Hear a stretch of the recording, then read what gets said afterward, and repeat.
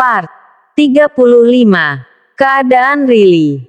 Dragon tersenyum miring saat melihat Liam dan Black Venom berjalan mendekatinya.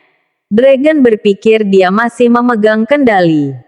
Jadi berusaha sekuat tenaga untuk menunjukkan diri bahwa dia tak merasa terintimidasi sedikit pun dengan keadaan ini.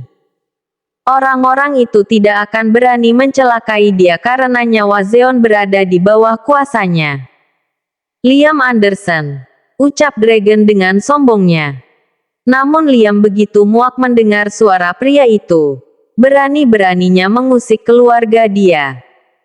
Lantas sebelum Dragon kembali bicara, Liam langsung menarik senjata api di tangan Denzel dan diarahkan tepat di kepala pria itu. Dengan gerakan yang sangat cepat sekali dia langsung menembaknya. Dor! Seluruh anggota Black Venom tercengang. Zeon bahkan sampai mendelik. Dia sampai merasa bahwa tembakan itu pun mengenai kepalanya. Astaga! Pria itu benar-benar tidak punya otak. Batin Zeon. Bagaimana jika tembakan itu meleset? Jelas dia yang akan celaka. Dan Dragon tak bisa berkata apa-apa lagi. Kini dia telah mati bahkan sebelum memulai negosiasi. Saat Dragon jatuh, Zeon pun ikut terkapar di sana karena benar-benar tak punya tenaga. Bersamaan dengan itu juga Riley pun jatuh juga. Bruk! Sontak semua mata tertuju ke arah Riley. Di antara semua orang yang menghalangi pandangannya, Zeon pun mampu pula melihat wanita itu. Riley dengan wajah aslinya, karena topengnya telah terlepas. Melihat seorang wanita di tengah-tengah pertempuran ini membuat Zeon seketika teringat dengan Irish. Kenangan yang membuat kepalanya seperti dihantam benda keras. Telinga berdengung dan akhirnya Zeon tak sadarkan diri pula. "Real!" bentak Liam. Namun sang istri sudah tak menyahut. Bukan hanya tangan kirinya yang terluka menganga, namun perutnya pun terasa begitu sakit. Sakit yang membuatnya tak sanggup untuk sadarkan diri. Akhirnya Riley jatuh pingsan. Liam dan anggota Black Venom yang masih dalam keadaan baik-baik mengambil tugas lebih banyak untuk membantu yang lain. 2 orang memapah Zeon. 4 orang mengangkat salah satu keluarga mereka yang telah tewas, Dickie. Dan Liam menggendong Riley. Tengah malam itu mereka semua mendatangi rumah sakit. Turun dari dalam mobil dan menuju IGD. Liam dibuat tertegun saat melihat banyak darah di tangan kanannya. Tangan yang sejak tadi memangku tubuh Riley bagian kaki. Jelas-jelas yang terluka adalah tangan Riley. Tapi dari dalam celana sang istri seperti mengeluarkan darah pula. Liam seketika terdiam 1000 bahasa ketika sebuah pikiran tiba-tiba terbesit di dalam benaknya. Tentang Riley yang mungkin saja hamil, lalu mengalami keguguran karena pertempuran itu. Liam begitu gamang. Malam itu untungnya rumah sakit tidak memiliki banyak pasien. Seluruh keluarga Black Venom segera mendapatkan penanganan. Franz dan Denzel mengurus administrasi. Kedua orang itu sudah seperti seorang ayah dan ibu yang tengah mengurus anak-anaknya. 1 jam telah berlalu sejak semuanya mendapatkan penanganan medis. Riley, Zeon dan 5 orang lain yang mengalami luka parah harus rawat inap. Franz dan Denzel pun menghadap Liam untuk membicarakan tentang pemakaman Dickie.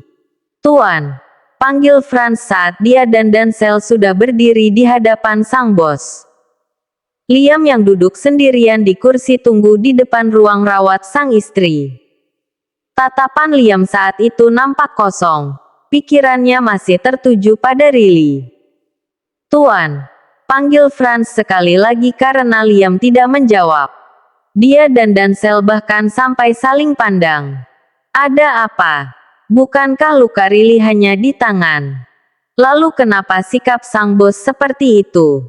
Seolah keadaan Riley begitu parah." "Maaf Tuan, bagaimana dengan Dickie? Besok pagi dia harus segera dimakamkan," ucap Franz kemudian. Hingga akhirnya Liam pun menoleh ke arahnya. Baiklah. Besok kita makamkan Diki bersama-sama. Balas Liam. Permisi Tuan Liam. Mari ikut saya ke ruangan. Ada sesuatu hal yang ingin saya sampaikan mengenai kondisi istri Anda.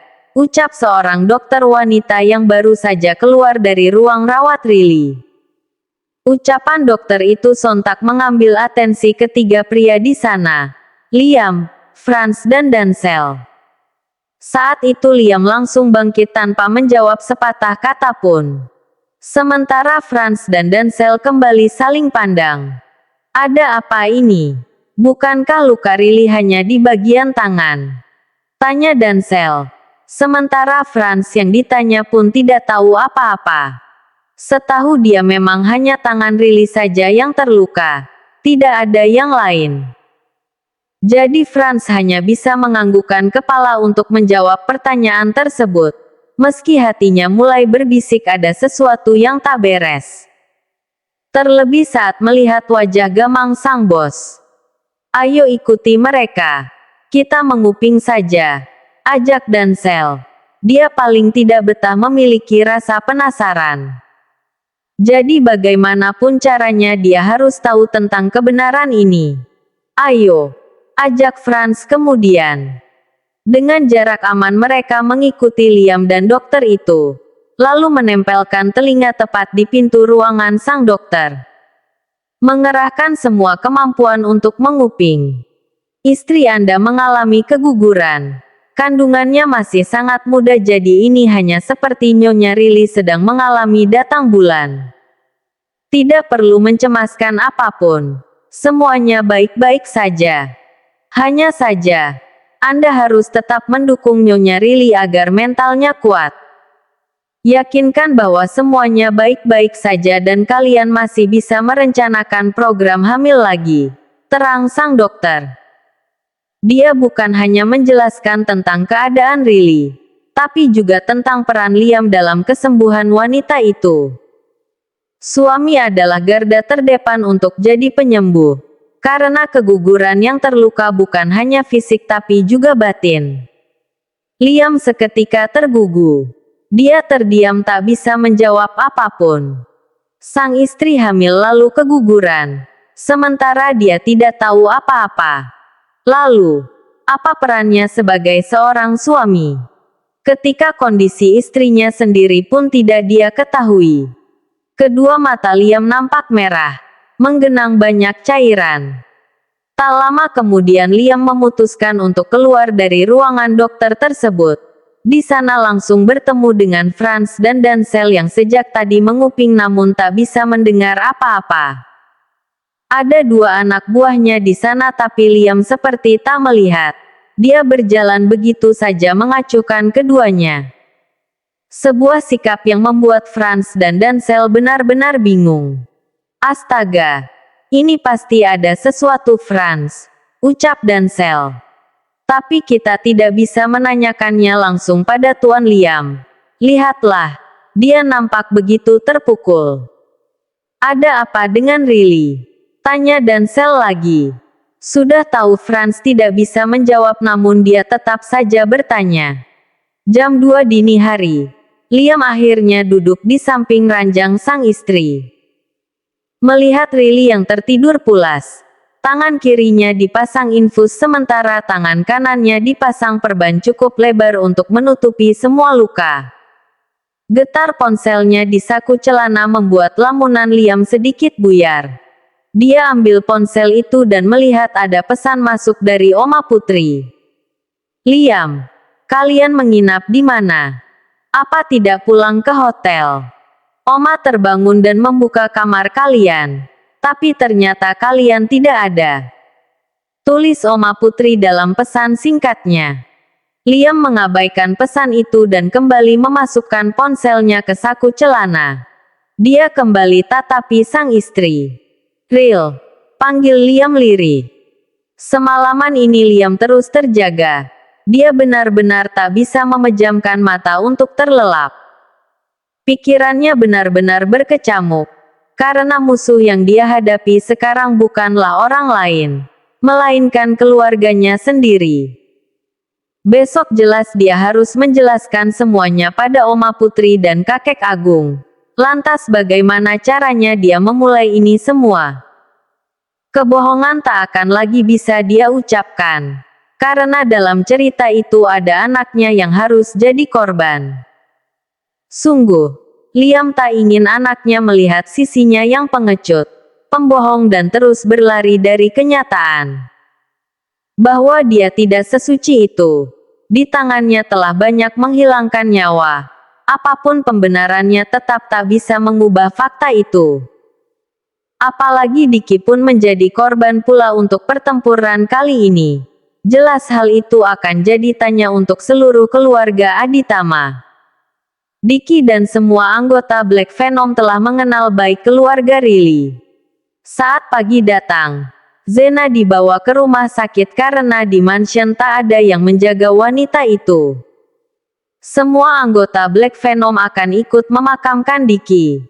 Kecuali semua orang dengan luka parah dan harus tetap berada di rumah sakit. Meski mereka bersikukuh ingin ikut, tapi Liam telah mengeluarkan titahnya. Mereka yang tak bisa datang hari ini masih bisa mendatangi makam Diki besok atau lusa ataupun nanti. Tak akan ada yang melarang. Rencananya jam 6 pagi mereka akan pergi ke tempat pemakaman umum di kota Servo. Saat ini masih jam 5 pagi dan Riley akhirnya sadar. Saat pertama kali dia membuka matanya, Riley langsung menyentuh perut. Ada rasa tak nyaman di sana yang membuatnya langsung menyentuh perut itu. Hingga sepersekian detik kemudian dia teringat dengan kandungannya. Anakku, apa terjadi sesuatu? Batin Riley. Kedua matanya seketika terbuka lebar saat menyadari itu. Terlebih dia ingat jelas jika semalam dia jatuh pingsan. Juga perut yang terasa melilit tak tertahankan. Sayang, panggil Liam. Riley sampai tak menyadari jika ada sang suami di dalam ruangan itu. Liam yang duduk di sofa dan melihat jelas saat sang istri mulai sadarkan diri lalu cemas sendiri dengan memegang perut. Melihat itu Liam menyadari satu hal, bahwa sepertinya Riley telah mengetahui tentang anak mereka. Namun Riley belum menceritakan hal itu padanya. Liam mendekat dan duduk di tepi ranjang, hingga makin jelas melihat wajah cemas sang istri. Mas, apa aku baik-baik saja? Tanya Riley ambigu. Liam menggeleng kecil. Anak kita sudah tidak ada. Balas Liam kemudian. Hingga membuat kedua mata Riley mendelik lalu berkaca-kaca. Kabar bahagia yang dia simpan untuk sang suami kini justru jadi kabar duka untuk mereka berdua. Maafkah aku? Lirih Riley di antara air mata yang mulai mengalir jatuh. Liam tak langsung menjawab. Dia langsung memeluk istrinya erat. Lalu mengucapkan maaf itu tepat di telinga sang istri. Tidak Hani. Kamu tidak salah. Aku yang salah. Maafkan aku. Balas Liam tak kalah lirih, memeluk dengan semakin erat. Sementara Riley makin terisak dengan kesedihan yang terasa jelas. Dia terlalu percaya diri bahwa tidak akan terluka, tapi nyatanya justru sang anak yang jadi korban. Riley tak bisa lagi menyebut dia seperti apa, ibu yang tak memperdulikan anaknya. Riley menangis, terus menangis. Dan Liam terus meneluknya erat. Sampai tak mendengar suara ponsel yang bergetar di atas sofa. Ponsel Liam dan panggilan masuk dari Oma Putri. Part